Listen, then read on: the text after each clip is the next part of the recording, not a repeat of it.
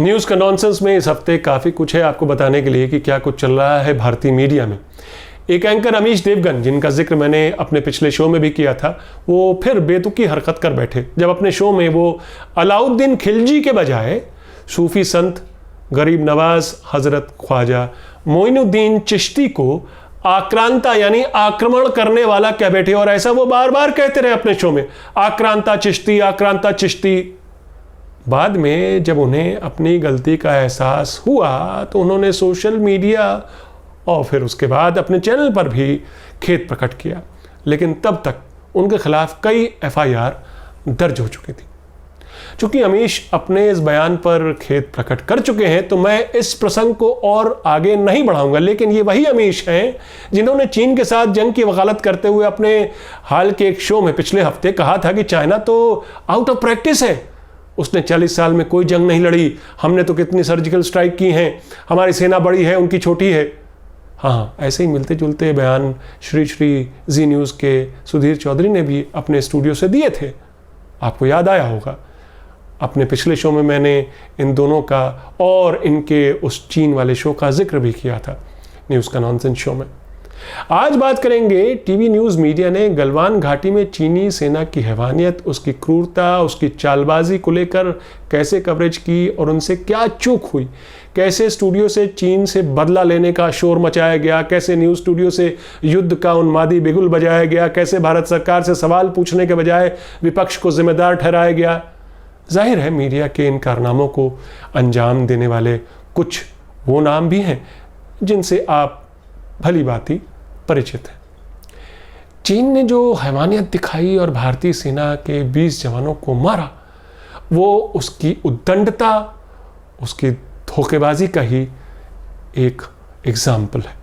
उसने हमारी ज़मीन हड़पने की साजिश रची और हमारे जवानों को भी बेरहमी से मारा, और इसको लेकर पूरे देश गुस्से में।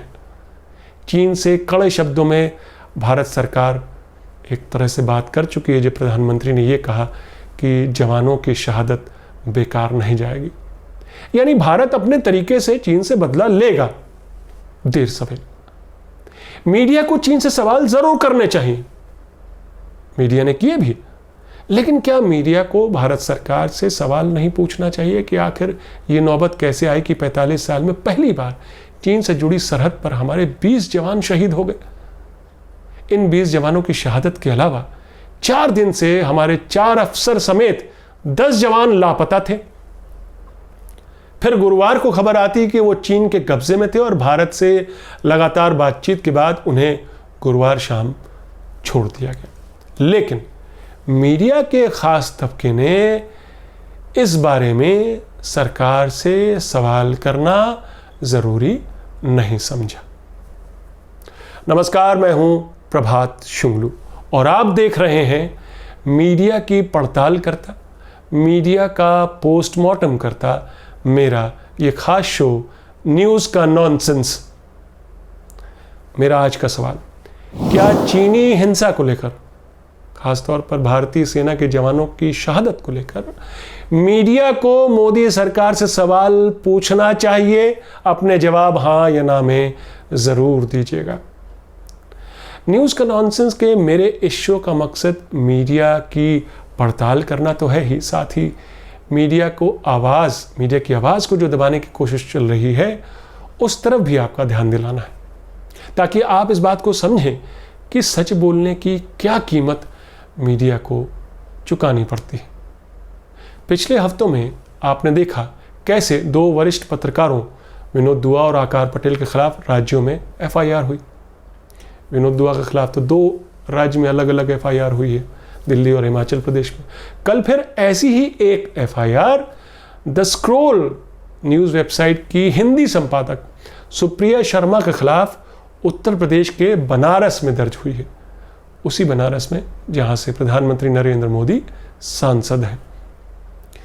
क्या है इस रिपोर्ट का प्रधानमंत्री से कनेक्शन? क्या सुप्रिया शर्मा को प्रधानमंत्री के संसदीय क्षेत्र से जुड़ी कड़वी सच्चाई बताने के लिए उनके खिलाफ ये केस ठोका गया? इस पर मैं तफसील से बात करूंगा, लेकिन पहले आपको एक ब्रेकिंग न्यूज़ देता हूं। आपको मालूम है भारतीय सेना को फ्री हैंड होता है कि वो सरहद पर दुश्मन फौज से कैसे निपटे। यानी सेना ऑटोनॉमस तरीके से अपना काम करती है, सत्ता या सरकार की नहीं सुनती। भारतीय सेना राजनीतिक नेतृत्व यानी सरकार से कमांड नहीं लेती। आप हैरान होंगे ये सुन के, लेकिन ये ज्ञान आपके सामने परोस रही हैं भारत के नंबर 1 चैनल की स्टार एंकर श्वेता सिंह। क्या यही है उनकी लोकतंत्र की समझ, लोकतांत्रिक सरकार के कामकाज और कार्यप्रणाली की समझ?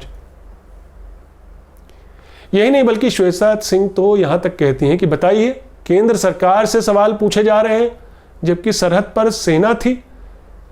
यानी सेना जवाबदेह है, सरकार नहीं। बाद में वो ये भी कहती हैं कि अब सेना के सामने कैसी मजबूरियां रही होंगी ये हम तय नहीं कर सकते, लेकिन दूसरों को सवाल नहीं पूछने चाहिए ऐसे मौके पर। बात के लिए छोड़ दीजिए, सवाल बाद में पूछे जाए। आप कौन? चलिए पहले इनको सुन ही लेते हैं कि इन्होंने क्या कहा। सारी राजनीतिक पार्टियों को यह समझना होगा कि ये कोई ऐसी घटना नहीं है जो होकर खत्म हो गई है और उसके बाद आप सवाल जवाब कर रहे हैं। 2-3 चीजें इसमें हैं कि सबसे पहले अगर आप पहले दिन से उन सवालों को हम उसका विश्लेषण करें रोहित, तो उसमें ये सवाल उठाना कि चीनी सेना हमारे जमीन पर आ गई और हम सोते रहे, ये सरकार पर सवाल नहीं होता है, ये सेना पर ही सवाल होता है। क्योंकि पेट्रोलिंग की ड्यूटी सरकार की नहीं होती है, सेना की होती है। और हमारे देश में सेना की कोई इतनी आजादी है, हमारे अर्धसैनिक बलों को भी आजादी है कि वो जो पेट्रोलिंग ड्यूटी कर रहे हैं उसके लिए किसी पॉलिटिकल मास्टर से अपने कमांड नहीं लेते हैं। अगर आईटीबीपी के हटने के बाद वहां पर भारतीय सेना भी पहुंची और आप कहते हैं कि चीन ने हड़प ली हमारी जमीन, तो ये फिर सेना के ऊपर सवाल हो जाता है। और इस समय ये बहुत संवेदनशील समय है। यानी इतने बड़े न्यूज़ चैनल की एंकर को इस बात से कोई गुरेज नहीं कि जब देश सरकार से सवाल पूछ रहा कि वो बताए कि हमारे 20 जवानों की शहादत कैसे हुई, एक टीवी एंकर सरकार के डिफेंस में आकर सरकार का भोंपू बनकर खड़ा हो जाता है। मोहतरमा, सरकार को डिफेंड करने के लिए सरकार के पास मंत्रियों और पूरे भारत सरकार के अफसरशाही की फौज खड़ी हुई है एक कमांड पर प्रोपेगेंडा करने के लिए। लेकिन सरकार को अगर बिना पैसा खर्च किए प्रोपेगेंडा करने वाले लोग मीडिया में मिल जाते हैं तो कोई भी सरकार खुश होगी। वैसे श्वेता जी मोदी जी की पुरानी फैन है। याद है डीमोनेटाइजेशन के दौर में जब 500 रुपए के नए नोट आने की बात हुई थी और ऐसी खबरें चल रही थी कि उसमें एक चिप लगा होगा, तो एक वीडियो उस दौरान काफ़ी वायरल हुआ था श्वेता सिंह जी का, याद तो हुआ होगा। इस सैटेलाइट के ज़रिए कैसे आपकी और हमारे पॉकेट पर नज़र होगी मोदी जी की, कैसे भ्रष्टाचार को मिटाया जाएगा इस चिप के ज़रिए। इन्होंने बड़ा गंभीरता से समझाया था उस वीडियो में। तब से मोहतरमा ने काफ़ी लाइमलाइट बटोरी और ये सिलसिला जारी है। दूसरे चैनल टाइम्स नाउ के 2 पॉपुलर एंकर्स राहुल शिवशंकर और नविका कुमार ने ये दावा कर दिया कि उनके पास चीनी सेना की तरफ से मारे गए सैनिकों की भी लिस्ट आ गई। हो सकता है आ गई हो। ये चैनल मोदी जी के उस बयान को सच साबित करना चाहता था कि जिसमें उन्होंने कहा था कि हमारे जवान मारते मारते मरे। बिल्कुल मारते मारते मरे होंगे, ज़रूर बिल्कुल, कोई शक नहीं इसमें। लेकिन दिलचस्प यह है कि भारत सरकार ने अभी तक मारे गए चीनी सैनिकों की गिनती नहीं बताई है। जो खबर पहले आई थी वो न्यूज़ एजेंसी एएनआई पर आई थी कि 43 चीनी सैनिक भी मारे गए हैं, लेकिन एएनआई ने ये एक लाइन की खबर सूत्रों के हवाले से फ्लैश की थी। एक लाइन की खबर सूत्रों के हवाले से फ्लैश न्यूज़ चली थी। तफसील से एएनआई ने कोई जानकारी नहीं दी है पिछले 4 दिनों में जब से ये खबर ब्रेक हुई है। तो टाइम्स नाउ ने अपने शो में बताया कि लिस्ट जो उनको मिली है चीनी सैनिकों के मारे जाने की, 30 लोगों की लिस्ट उनको मिली है और उसमें बाकायदा नाम भी थे जो कि अपने शो में एंकर्स पढ़ भी रहे थे।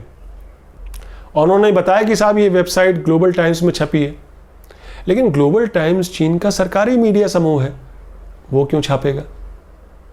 ऑल्ट न्यूज़ ने पड़ताल की और पाया कि उस वेबसाइट पर ऐसी कोई खबर नहीं। यानी ये खबर कहीं से व्हाट्सएप के ज़रिए सोशल मीडिया पे कहीं तैरती हुई आ गई थी, जिसको ये चैनल लपक लेता है। भारतीय सेना के वीर जवानों ने चीनी जवानों को मार गिराया होगा, इसमें रत्ती भर भी संदेह नहीं किया जा सकता। लेकिन क्या चीनी सैनिकों के मरने की गिनती करने से मारे गए भारतीय सेना के जवान, वो 20 जवान वापस आ पाएंगे? सवाल तो यह है कि आखिर भारत से कहां चूक हुई, बातचीत क्यों विफल रही वो 6 जून वाली, जिसके तहत ये डी एस्केलेशन होना था, लेकिन डी एस्केलेशन में कुछ गड़बड़ियां हो गई, हिंसा हो गई। भारत को चीनी इरादों का पता क्यों नहीं चल पाया? क्या हमारे जवान चीनी सेना से निहत्थे लड़े तो क्यों? क्या ये भारतीय कूटनीति की हार नहीं? लोकतंत्र का चौथा स्तंभ होने के नाते अगर मीडिया ये सवाल सरकार से नहीं पूछेगा तो कौन पूछेगा? लेकिन इस पूरे हफ्ते मीडिया का एक बड़ा वर्ग, खासकर ब्रॉडकास्ट मीडिया का बड़ा वर्ग, सरकार को बचाता रहा और विपक्ष को घेरता रहा। कैसे? रिपब्लिक टीवी के अर्नब गोस्वामी जैसे एंकर मोदी सरकार से सवाल नहीं करते, मोदी सरकार से नहीं पूछते कि सरकार दुश्मन की गलत मंशा का अंदाज़ा सरकार को पहले क्यों नहीं लगा, क्यों हमारे जवानों को यूं जान गंवानी पड़ी, कैसे उन्हें 4 दिन तक बंदी बनाकर रखा गया। बल्कि अर्नब गोस्वामी कांग्रेस को कटघरे में खड़ा करते।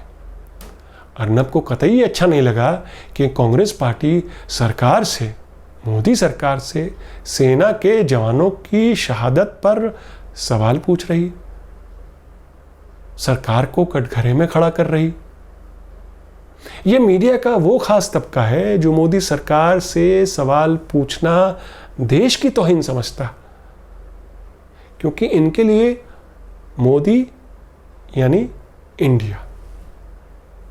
और जो पत्रकार सवाल पूछते हैं या सच लिखते हैं, देखिए बीजेपी सरकारें उन पर मुकदमे ठोक देती है। विनोद दुआ के बाद नंबर आया द स्क्रॉल की हिंदी संपादक सुप्रिया शर्मा का। सुप्रिया शर्मा के खिलाफ बनारस में 13 जून को जो एफआईआर दर्ज हुई वो SC/ST एक्ट के तहत दर्ज हुई। संक्षिप्त में कहानी यह है कि सुप्रिया शर्मा ने बनारस के कुछ लोगों से बात करके 8 जून को एक रिपोर्ट छापी द स्क्रॉल वेबसाइट पर।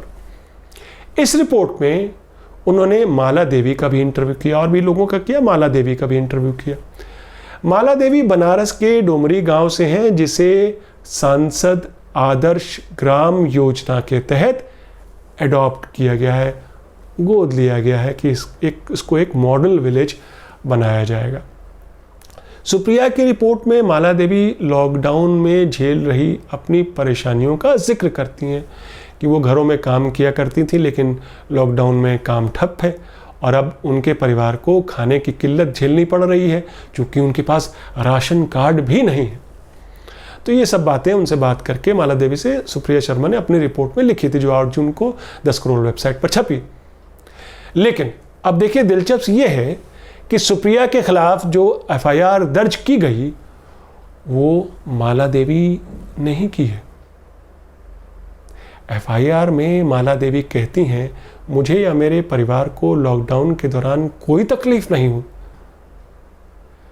तो क्या ये एफआईआर इसलिए हुई क्योंकि मामला प्रधानमंत्री के संसदीय क्षेत्र से जुड़ा था, या इसलिए भी क्योंकि ये उस माला देवी की कहानी थी जो प्रधानमंत्री आदर्श ग्राम योजना के तहत आता है, यानी जिस गांव को मॉडल विलेज बनाया जाना तय किया गया था।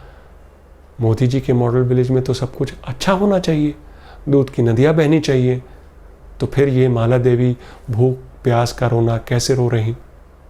जरूर मोदी सरकार को बदनाम करने की साजिश है। योगी सरकार क्या यही समझ रही?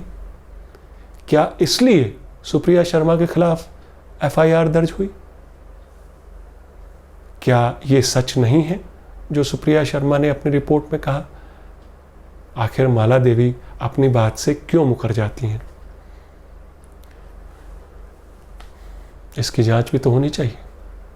SC/ST एक्ट के अलावा पुलिस ने IPC की धारा 501 और 269 के तहत भी सुप्रिया शर्मा के खिलाफ ये मुकदमा दर्ज किया है। और इस FIR में स्क्रोल के जो एग्जीक्यूटिव एडिटर हैं दूसरे बड़े, उनका भी नाम है कि भाई आप लोगों ने डिफेमेटरी मैटर छापा और जानलेवा संक्रमण को फैलाने की गलती की।